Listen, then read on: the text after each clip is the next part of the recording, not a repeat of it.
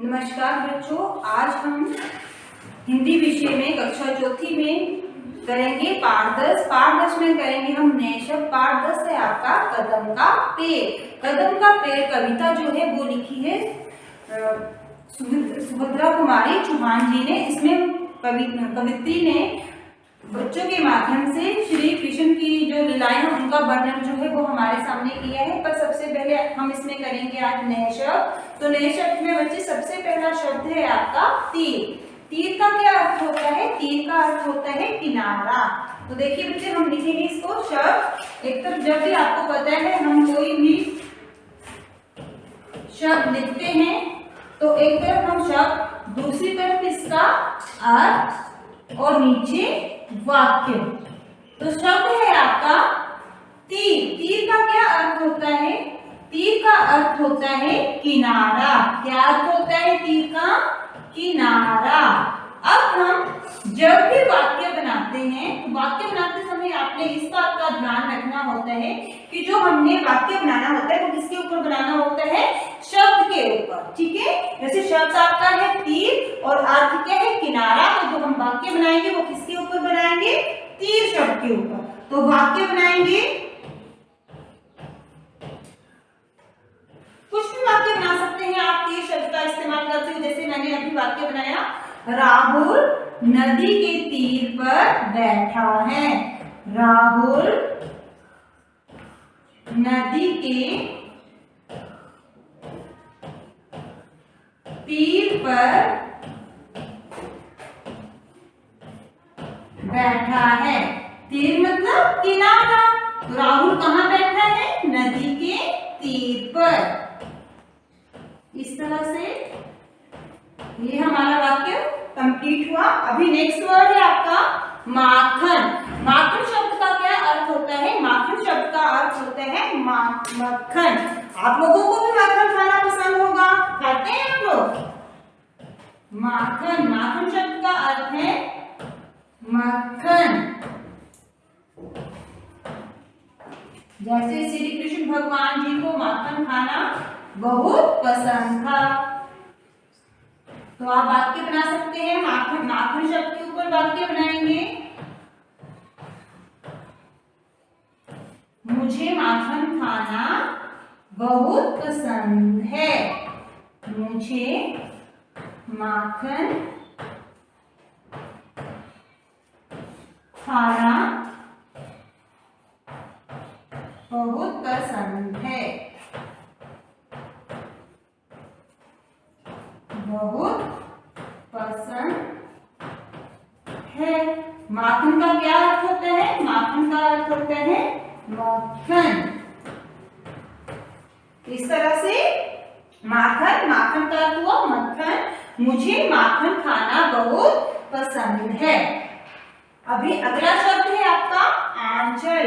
आंचल का क्या अर्थ होता है? आंचल का अर्थ होता है पल्ला। क्या अर्थ होता है आंचल का? आंचल शब्द, आंचल का अर्थ हुआ पल्ला। अब आप लोग आंचल शब्द के ऊपर वाक्य बनाएंगे, ना कि पल्ला शब्द, क्योंकि पल्ला जो है वो उसका अर्थ है। तो आंचल, बच्चा अपनी, वाक्य बनाएंगे, बच्चा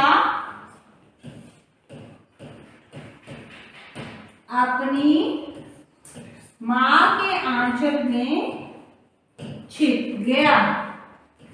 बच्चा अपनी माँ के आंचल में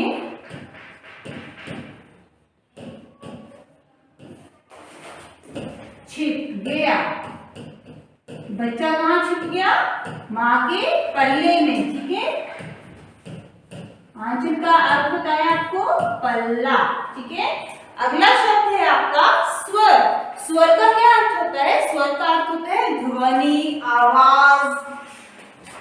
नेक्स्ट वर्ड देखेंगे स्वर। जैसे आप लोगों को कोयल का स्वर कैसा लगता है? अच्छा लगता है ना? कोयल की कू सुनना हमें अच्छा लगता है। तो स्वर का अर्थ होता है आवाज, ध्वनि। कोई भी आप इन दोनों में से कोई भी एक शब्द आप जो है वो लिख सकते हैं, या फिर ध्वनि। जैसे वाक्य बनाएंगे अब आप किसके ऊपर, स्वर के ऊपर। किसके ऊपर बनाएंगे, स्वर के ऊपर, जो आपका शब्द है, ठीक है। स्वर, मुझे कोयल का स्वर बहुत अच्छा लगता है, या मुझे कोयल का स्वर सुनना बहुत अच्छा लगता है। मुझे कोयल का स्वर बहुत मधुर लगता है, कुछ भी लिख सकते हैं आप, ठीक है। कोयल का स्वर बहुत मधुर लगता है, मधुर मतलब मीठा।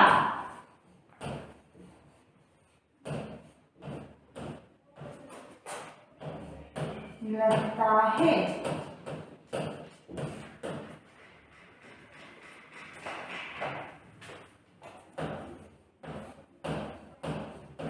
इस तरह से स्वर के ऊपर स्वर का अर्थ हुआ आवाज या ध्वनि। मुझे कोयल का स्वर बहुत मधुर लगता है। थर्ड शब्द था हमारा आंचल। आंचल का क्या अर्थ बताया मैंने आपको, पल्ला। वाक्य में बच्चा अपनी माँ के आंचल में छिपा है, छिप गया। नेक्स्ट वर्ड है आपका हृदय। हृदय का क्या अर्थ होता है, मन। क्या अर्थ होता है हृदय का, मन। अब आप हृदय शब्द के ऊपर वाक्य बनाएंगे। मेरी माँ का हृदय बहुत चंचल है, या बच्चे का हृदय बहुत चंचल होता है, कुछ भी लिख सकते हैं, ठीक है। बस आपने शब्द का इस्तेमाल करना है। मेरी माँ का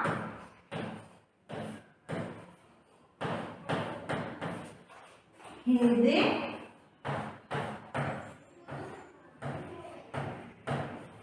बहुत चंचल है। चंचल मतलब अटकल, चंचल है।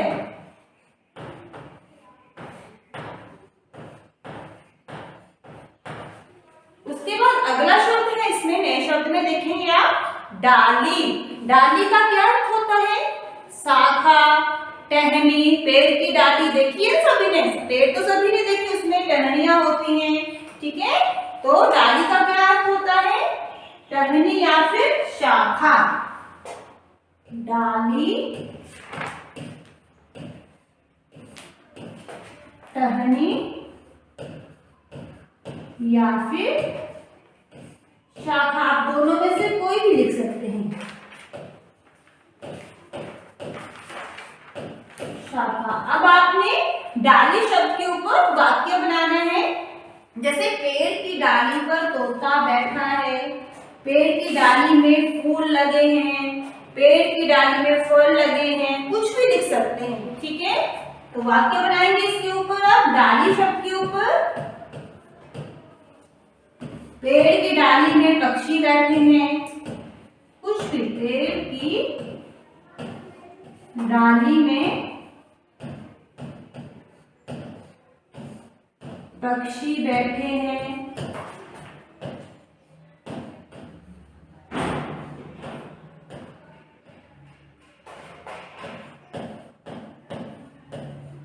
पक्षी बैठे हैं।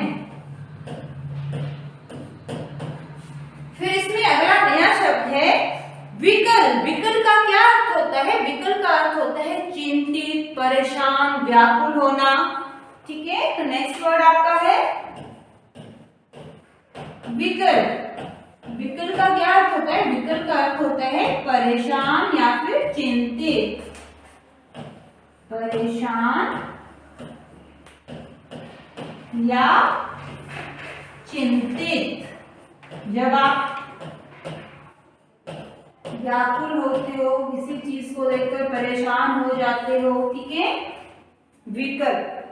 विकल के ऊपर वाक्य बनाएंगे। जैसे रोहन प्रश्न पत्र देखकर विकल हो गया, कि रोहन क्या है, जैसे ही उसने क्वेश्चन पेपर देखा वो क्या हो गया, परेशान हो गया। रोहन हिंदी का प्रश्न पत्र देखकर विकल हो गया। विकल का अर्थ बताया परेशान। हिंदी का प्रश्न पत्र देखकर विकल्प हो गया।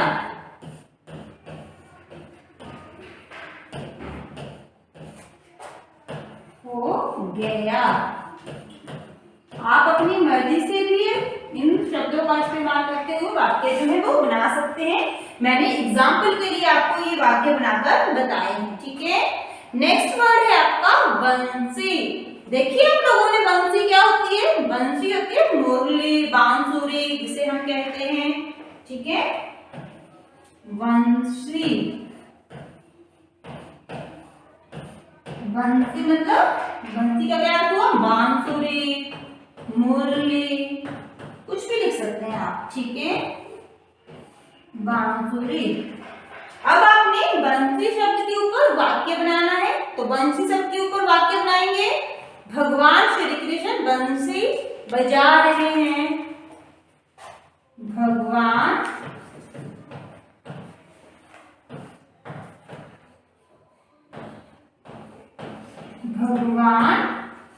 श्री कृष्ण बंसी बजा रहे हैं।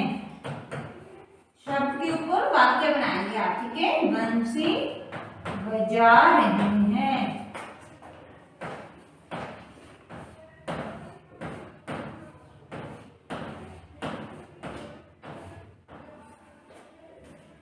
तो अगला शब्द है आपका गोदी।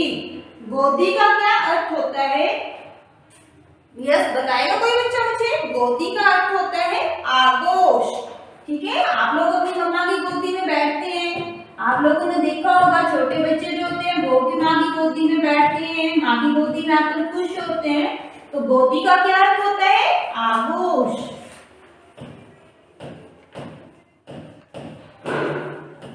अब आप लोग गोदी शब्द के ऊपर क्या करेंगे, वाक्य बनाएंगे। गोदी शब्द के ऊपर वाक्य बनाएंगे। बच्चा अपनी माँ की गोदी में आकर खुश हो गया। बच्चा माँ की गोदी में आकर चुप हो गया। बच्चा अपनी माँ की गोदी में आकर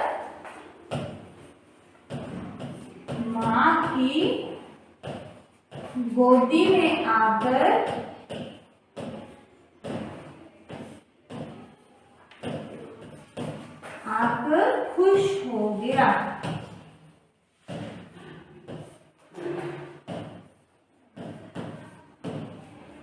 खुश हो गया, ठीक है। अभी नेक्स्ट शब्द है आपका विनती। विनती शब्द का क्या अर्थ होता है, विनती शब्द का अर्थ होता है प्रार्थना। क्या अर्थ होता है, प्रार्थना। शब्द लिखेंगे विनती। हम लोग सुबह उठकर विनती करते हैं भगवान के आगे, करते हैं आप लोग भी। विनती शब्द का अर्थ होता है प्रार्थना। अब आप विनती शब्द के ऊपर वाक्य बनाएंगे। मैं भगवान से प्रार्थना, मैं भगवान से विनती कर रहा हूँ। शब्द के ऊपर वाक्य बनाना है, ठीक है। मैं भगवान से विनती कर रहा हूँ।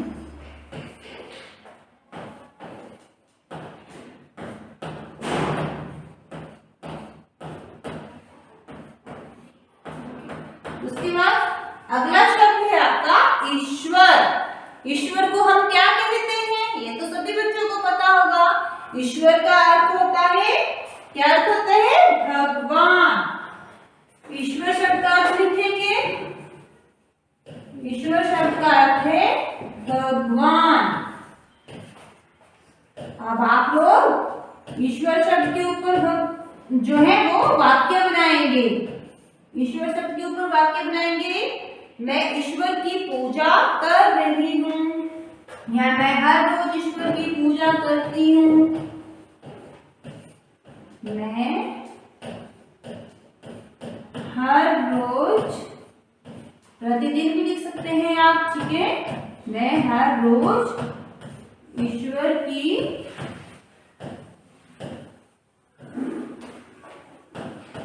पूजा करती हूँ। ईश्वर सदा हमारी मदद करते हैं। कुछ भी वाक्य बना सकते हैं, ठीक है। उसके बाद लास्ट आपका है, लास्ट शब्द है आपका ध्यान। ध्यान का क्या अर्थ होता है? ध्यान का अर्थ होता है चिंतन करना।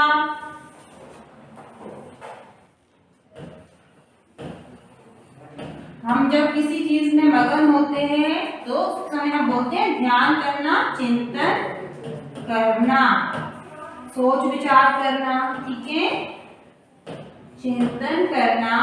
अब आप लोग ध्यान शब्द के ऊपर वाक्य बनाएंगे। ध्यान शब्द के ऊपर वाक्य बनाएंगे। साधु ध्यान लगाकर पेड़ के नीचे बैठा है। साधु ध्यान लगाकर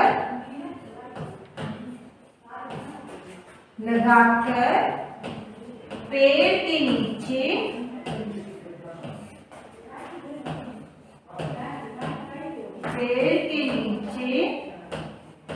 बैठा है।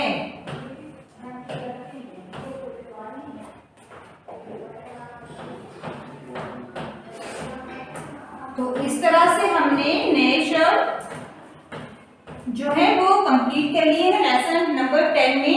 लेसन नंबर 10 आपका जो कदम का पेड़ है, ठीक है बच्चे, इसमें हमने जो ये नए शब्द किए हैं, साथ में हमने क्या किया, वाक्य बनाए। तो आप लोगों